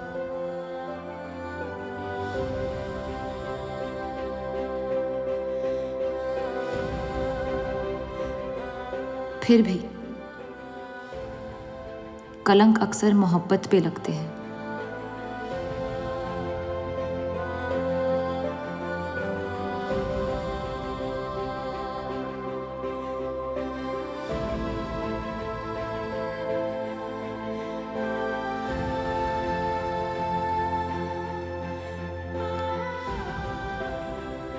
हमारी ये कलंक से रंगी मोहब्बत कभी मिटेगी नहीं, हमारे अंदर हमेशा मौजूद रहेगी।